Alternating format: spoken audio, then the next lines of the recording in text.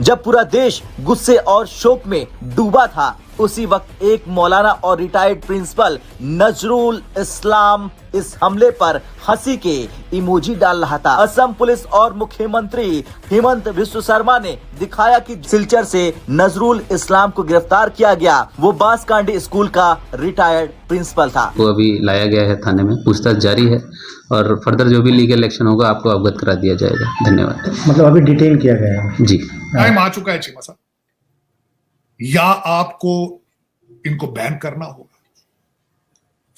या आपको इन्हें समझाना होगा, बताना होगा कि Pakistan is a hard state, we can not go back. तुम जहां वापस हमें बुजदार वाली जगह पे ले जाना चाहते हो, we are not willing to go back. हम वहां नहीं जाएंगे। हिसाब होगा। टेररिस्ट अटैक नहीं था तो भी हिसाब होगा। वो क्यों? अब चलिए इसके ऊपर बात करते हैं। ये टेररिस्ट अटैक नहीं था, ये टेरर प्लॉट था जो गलत हो गया।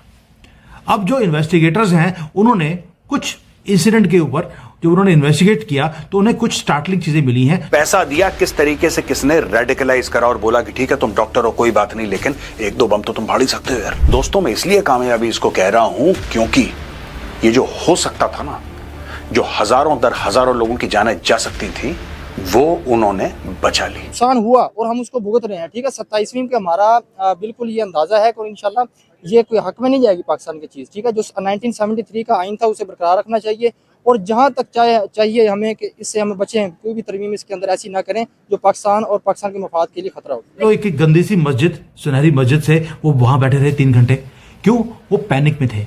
दे वर रनिंग फ्रॉम समवेयर, क्योंकि उनके लोग पकड़े जा रहे थे। नमस्कार दोस्तों, हिंदुस्तान तक की एक और वीडियो में आपका फिर से स्वागत है। दोस्तों एक बहुत बड़ी न्यूज़ निकल के सामने आ रही है।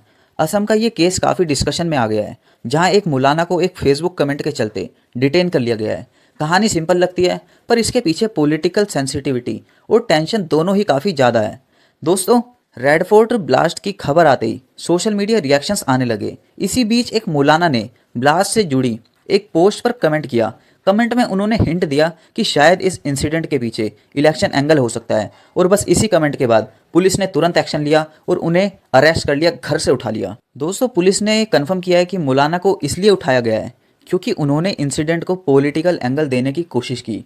पुलिस का कहना है कि ऐसे स्टेटमेंट्स लोगों को मिसलीड कर सकते हैं, अननेसेसरी पैनिक क्रिएट कर सकते हैं और चल रही इन्वेस्टिगेशन को इफेक्ट कर सकते हैं। एक तरफ पूरा देश जो है वो शोक मना रहा है उस वाक़या में जो भी लोग मारे गए, और दूसरी तरफ ये मौलाना जो कि एक रिटायर्ड प्रिंसिपल था वो मजाक उड़ा रहा है कि ये पॉलिटिकल एंगल हो सकता है। एक तरफ दहशतगर्दी हो रही है और दूसरी तरफ ऐसे मौलाना ऐसे कमेंट कर रहा है, तो इस वजह से पुलिस ने इन्हें इनके घर से उठा लिया। ब्लास्ट की खबर के बाद कुछ लोग हाहा इमोजी लगाकर आतंकवाद का समर्थन कर रहे हैं। ऐसे लोग देश के दुश्मन हैं। हमारी पुलिस इन्हें ढूंढ निकालेगी और सजा देगी, और हो भी वही रहा। देश के लाखों लोग इस बात से सहमत है कि आतंक पर राजनीति करने वाले या उसका मजाक उड़ाने वाले दोनों देशद्रोह के बराबर अपराधी हैं। 4 डॉक्टर पकड़े गए, सारे कश्मीर से और सारे हाईली एजुकेटेड प्रोफेशनल्स।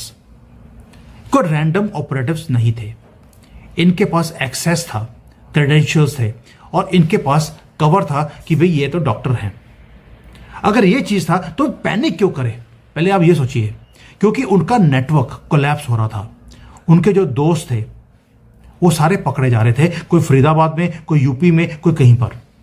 इसलिए ये रश कर रहे थे उस मटेरियल को, एक हाईली एक्सप्लोजिव मटेरियल को शिफ्ट करने के लिए, भाग रहे थे चूहों की तरह। और उस पैनिक में अंदर वो जो एक्सप्लोजिव्स हैं वो डेटोनेट हो गए प्रीमेच्योरली, और वो टेररिस्ट भी बीच में मारे जाते हैं। Please understand the bigger picture. ये एक आइसोलेटेड इंसिडेंट दिख रहा है, लेकिन ये आइसोलेटेड इंसिडेंट नहीं है।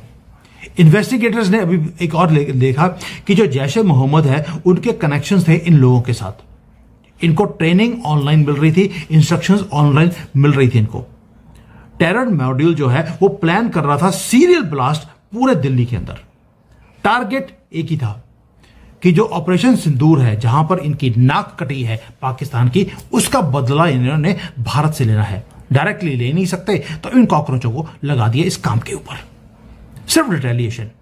और स्केल क्या था आप सोच के देखिए, 3 टन के एक्सप्लोजिव्स उसको लेके जाया गया है। वहां पर जहां पर लेकर जा रहे हैं वो मुस्लिम एरिया के अंदर डीपली, कोई ना कोई मस्जिद होगी, और क्योंकि इनका प्लान है हमेशा ही मस्जिद में, मदरसा में या स्कूल कॉलेजेस में, अब इन्होंने फैक्ट्रियां लगा ली हैं हमास स्टाइल में, और हमास के जानवर पाए गए हैं पाकिस्तान में इनको ट्रेनिंग देते हुए। इन्होंने वही स्ट्रेटजी जो इन्होंने गाजा में करी थी वो अब भारत में कर रहे हैं।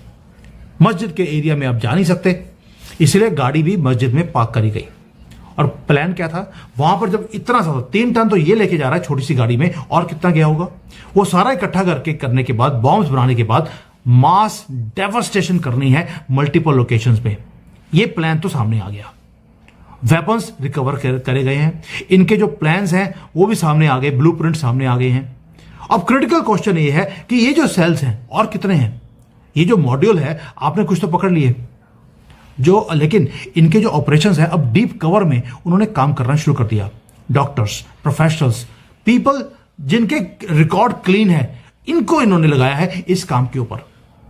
जो सोफिस्टिकेशन है काम करने की वो अलार्मिंग है। टेरर नेटवर्क पूरा इवॉल्व हो चुका है, इन्होंने नई स्ट्रेटजीज को CIA स्टाइल में काम करना शुरू कर दिया। अब ये रिक्रूट कर रहे हैं बच्चों को, बीवियों को, बीवी तो इनकी होती नहीं, इनकी अपनी लड़की होती है जिसको ये बीवी बना लेते हैं, तो उनको भी इन्होंने, एजुकेटेड प्रोफेशनल्स को और लड़कियों को इन्होंने रिक्रूट करना शुरू कर दिया। ये वो लोग हैं जो बड़े आसानी से मूव कर सकते हैं एक जगह से दूसरे जगह पर, और जो ट्रेडिशनल एक टेररिस्ट की प्रोफाइल होती है उसके अंदर इनका नाम नहीं आता है। और इनकी जो एक्टिविटीज हैं यही प्रोफेशनल्स की, वो बढ़नी शुरू हो गई हैं। आप सोच के देखिए प्लान, पहले जो हमारा दिल्ली का एयरपोर्ट है उसकी एविएशन की सिक्योरिटी के अंदर इन्फिल्ट्रेट किया गया, वहां पे स्पूफिंग की गई और सारी फ्लाइट्स को डाइवर्ट करना पड़ा। उसके बाद इनके ऑपरेटिव्स पकड़े जाते हैं मल्टीपल सिटीज में, और इंटेलिजेंस एजेंसीज बताती हैं कि ये बहुत कोऑर्डिनेटेड प्लान है पूरे भारत को दहलाने का। और CCS की मीटिंग में दिल्ली यानी कि लाल किले पर जो टेरर अटैक हुआ, मतलब टू बी प्रिसाइज, उसके पास जो ये कार में ब्लास्ट हुआ उसको CCS ने टेरर अटैक घोषित कर दिया है। और इसका मतलब हमें समझने की आवश्यकता है कि अगर, क्योंकि अब तक ऑफिशियली सरकार ने इसको टेररिस्ट अटैक घोषित नहीं किया था, लेकिन अब ये घोषित हो गया है। और NIA ने अपनी जांच में जो व्हाइट कॉलर टेरर मॉड्यूल है उसकी भी जांच और उस पे भी कई सारी चीजें हाईलाइट की हैं, जिसमें समझ में आ रहा है कि किस तरह से डॉक्टर्स जो व्हाइट कॉलर और एक नोबेल प्रोफेशन होता है उसमें लोगों को टारगेट करके किस तरह से रेडिकलाइज करके ये पूरा मॉड्यूल चलाया जा रहा है। इस पे NIA जांच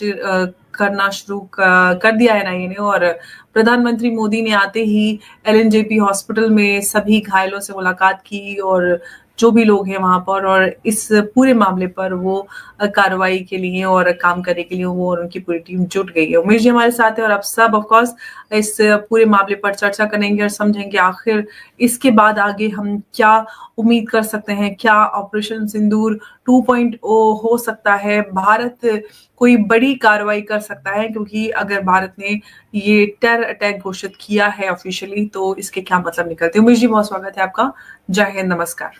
जय सिया राम अंबर जी। जय सिया राम। उमेश जी, CCS ने ये घोषित कर दिया है फाइनली ऑफिशियली कि दिल्ली जो लाल किले के पास हमला हुआ, आतंकी हमला, उसको ऑफिशियली आतंकी हमला घोषित कर दिया गया है। कैसे और क्या क्या मतलब इसके समझे जाएं कि आगे हम क्या इसमें और कदम उठते हुए देख पाएंगे भारत सरकार की ओर से? अंबर जी, सबसे पहली बात यह है कि कैबिनेट कमेटी ऑफ सिक्योरिटी ने आज मीटिंग की है और उसके अंदर प्रधानमंत्री मोदी जी ने शेयर किया है, और उसके अलावा डिफेंस मिनिस्टर राजनाथ सिंह थे, होम मिनिस्टर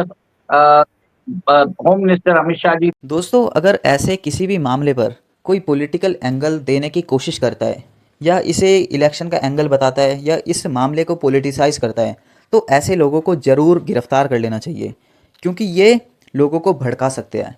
किसी भी कम्युनिटी के दो लोगों के बीच में मतभेद हो सकता है, पर इसका मतलब ये नहीं कि तुम उसे पॉलिटिकल एंगल दोगे। ये पूरी इन्वेस्टिगेशन को भी मिसलीड कर सकता है। और आप जानते हैं कि सोशल मीडिया में कितनी ज़्यादा ताकत होती है, कोई चीज़ फैलती है तो वो रुकती नहीं है। इसलिए ऐसे लोगों को गिरफ्तार किया जा रहा है जो इस ब्लास्ट से रिलेटेड वाक़या पर कमेंट कर रहा है या फिर उसको मजाक उड़ा रहा है, हंसने वाले इमोजी लगा रहा है। वो सब एक तरीके से देशद्रोह के बराबर है, क्योंकि एक तरफ पूरा देश शोक मना रहा है उन लोगों के लिए जो दिल्ली ब्लास्ट में जिन्होंने अपनी जान खो बैठे, और वहीं दूसरी तरफ ऐसे मौलाना मेन बात ये पढ़े लिखे मौलाना होते हैं, रिटायर्ड प्रिंसिपल है भाई ये स्कूल का, उसके बावजूद ये ऐसी टिप्पणी कर रहा है, तो ये सब चीज़ें शोभा नहीं देती एक इतने पढ़े लिखे व्यक्ति को।